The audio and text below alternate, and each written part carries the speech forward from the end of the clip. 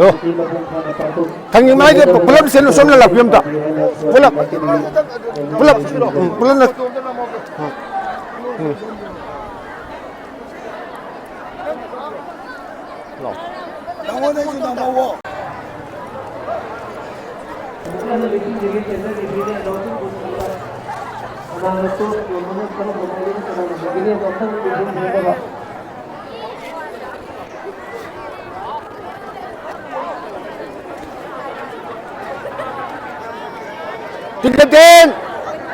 tinggal ten lah piro kita lah piro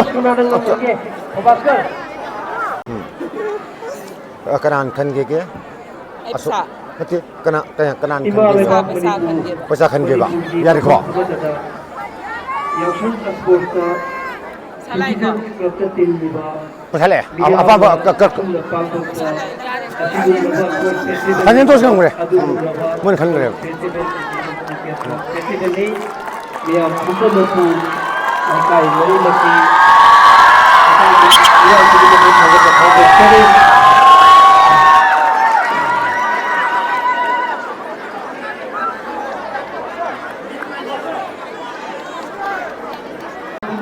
Ada ko, pick up the rope.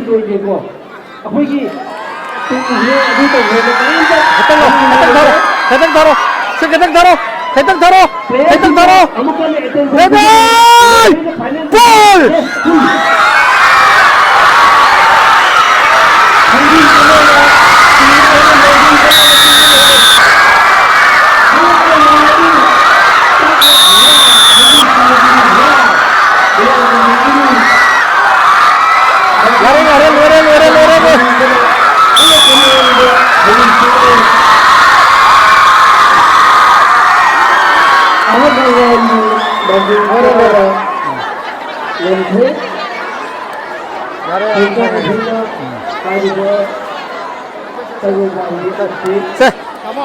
어떻게 되는 기분 말해 봐. 뭐 저기 기분 제 몸 돼 봐. Saya Itu kucing ni kan leceh. Lalu tu Coach! Team are ready! Pick up the rope! Ketang lah ko! Thori ketang lah! Thori tu ketang tharo!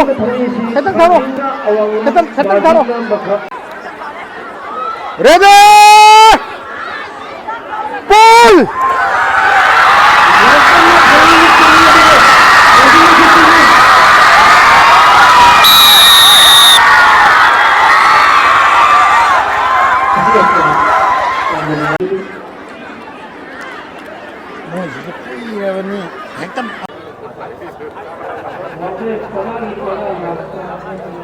Jangan apa?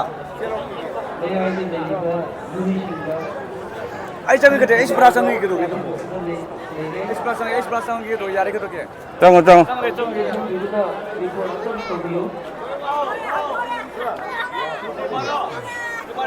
Balik.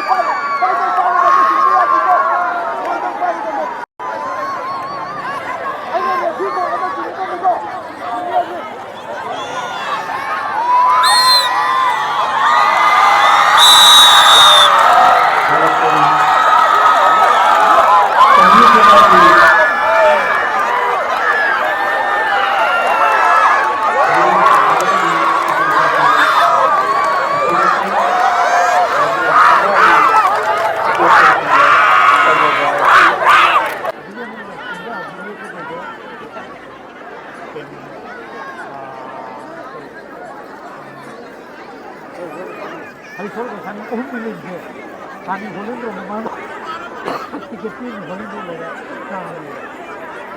이거 아무도 못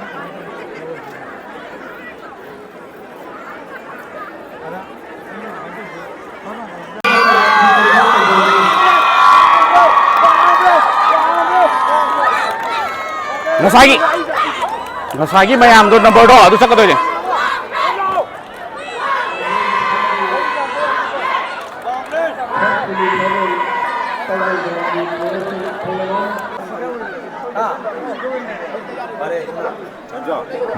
로드 센터 거 오니까. 로드 센터도. 나도 좀 많이 강나가네.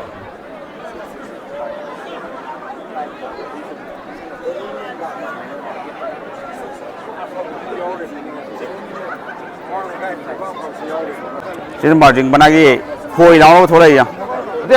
Tiêm cặp sẽ tiêm. Ê cái đó cái Nang xem thôi là mayam ja.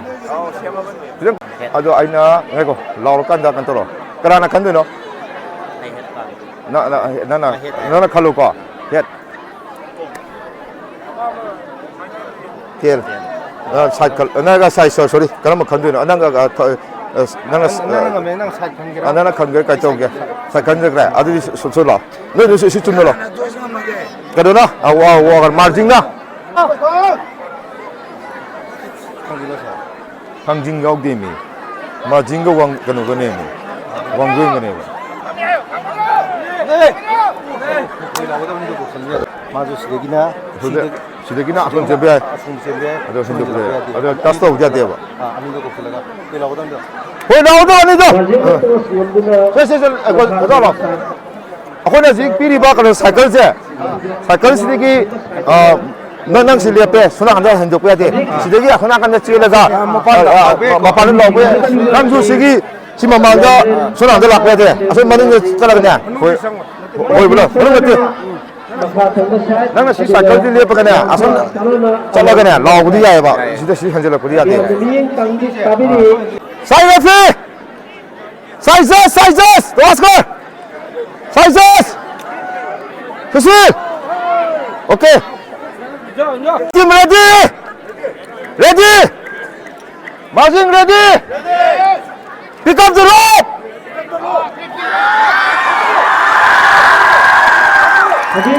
Ay, kuti yang dia ko! Marching! Marching, tori jaro! Marching, tori jaro! Marching, tori jaro! Tori jaro! Kita nggak taruh, maju kita taruh. Ball!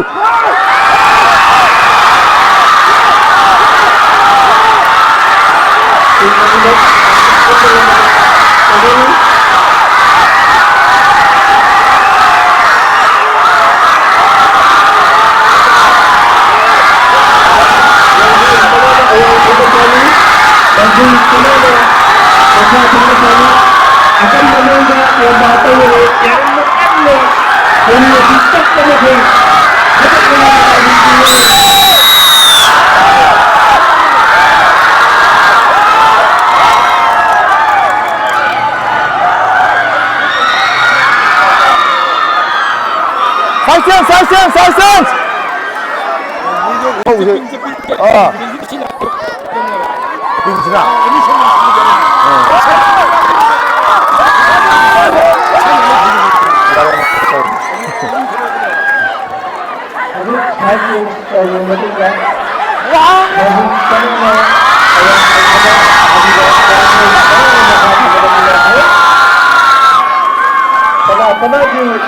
Silence! Oh,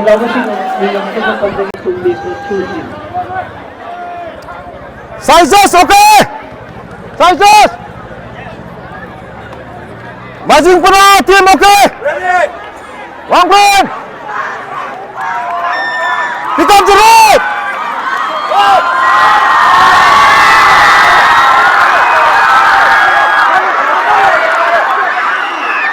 Marching! Ayo, Wally! Hurry, Zara, Marching! Kita enggak.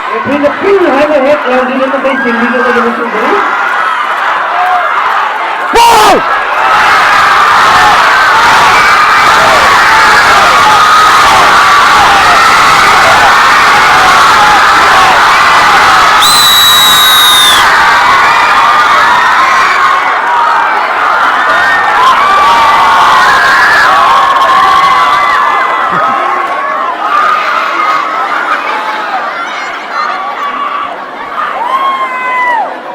도마스콜 더 있어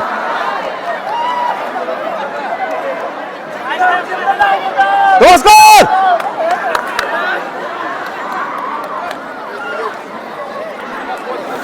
찍어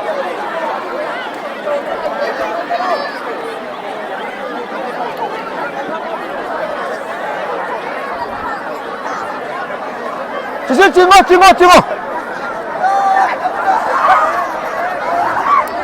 어디 동안 사례기 봐봐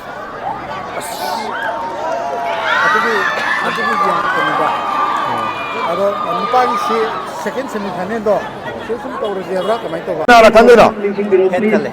나는 해 간게 asa ha nan tale ada mau da mamu khalal si ya ba ya ko 손을 잡고. da da hatuni ai kan da lebak ti khunde handak ti kan tol 앞에 자리 봐. ya ko yengi ko tiel tare adi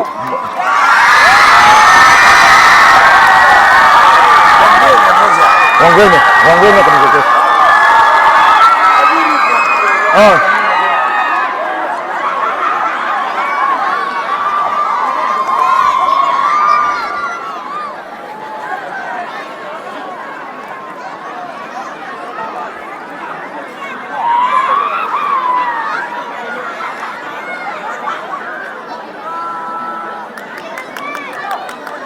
간다.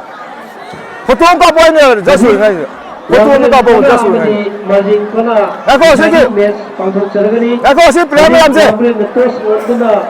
awang thangba saita wangben panana Ako ba ni soito udah 까보. kalau bedramia mangga hujik pakar patalima men's open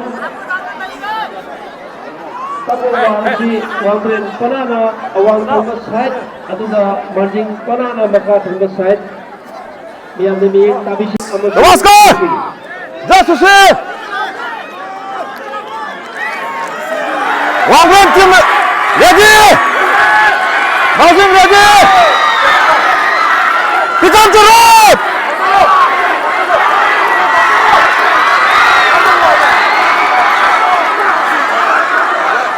왕관!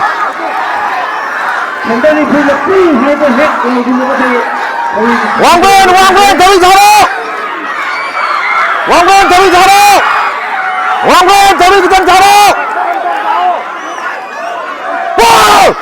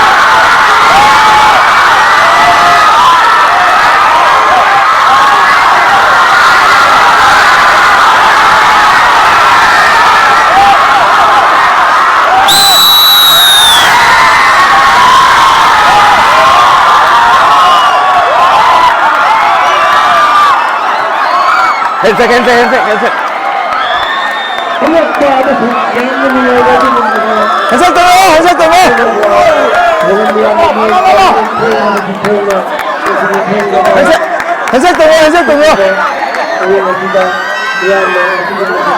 맞아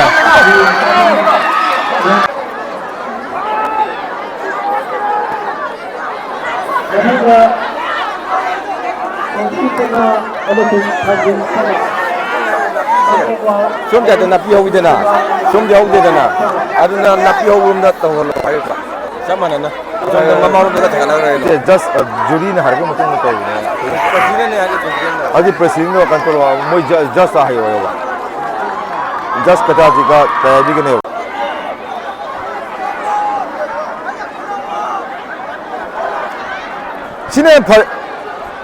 신에는 팔이니 나비 호구지 손상이 나비 이거 좀 나오리 시리 마팜 내봐 시야지야 다운이 와리 깐버지 삼아 아들이 말을 있다 왜 그러 더웨 Han bagi mukuk sama padi tu awak tu benar ini. Kau dah mari tahu itu apa? Kalau sim tahu biar.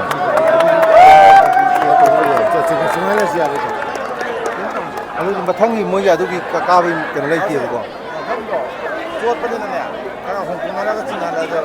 지금 비싸.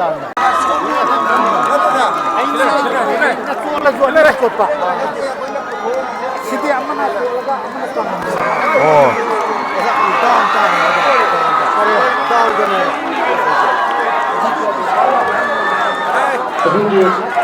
Này đây đây.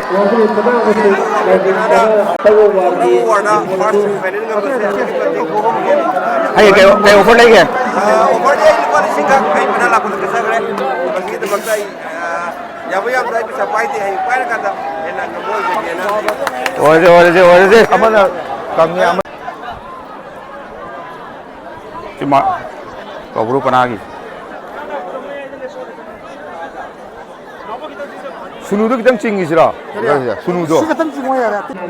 Sini tanggung panagi. 그 무가 당진은 해봐. 센터에 표시가 나오는 지가. 애는 공화라. 야 이나가죠. 나 거도. 센터에 프리아이. 센터에 프리아이. Footballer ke tu orang ini. 사이레 프리마. Kalau si cuci pana mertia lagi macam mana? 아이가 시술도 이렇게. 사이피다. 마야드는 다. 마야이다 가면 61. 센터 레프리 아무튼 차 레프리싱나 야이.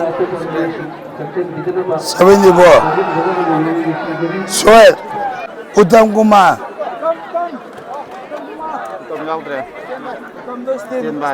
스탠바이 너는 비라 와다 민 플레이어 너 이게 왜 나오지? 땐 가게 메시로 보니까 강가 아두가 비키 하거든 노래.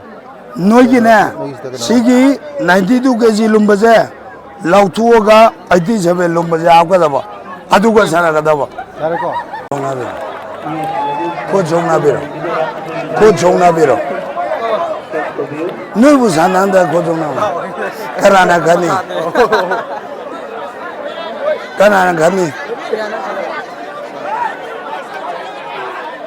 헷 나라텔 칼로 하바 예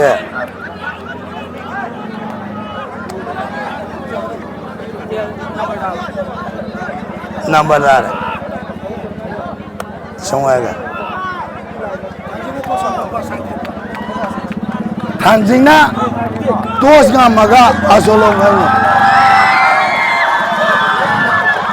Thailand सबवासी ओबुपना अमसुं थांगिपनानि ओबुपनानि होई लौटिगेदबा mister कर्तन अमसुं थांगिपनानि होई लौटिगेदबा mister Ruby centre division RK Mahendra अमसुं sir team थांजिंग team are you ready team ओए team ready pick up the रोप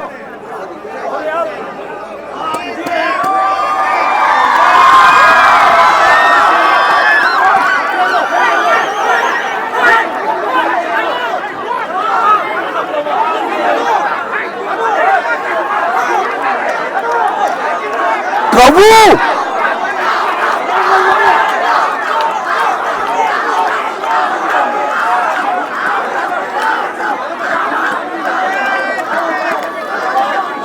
थोड़ी धारो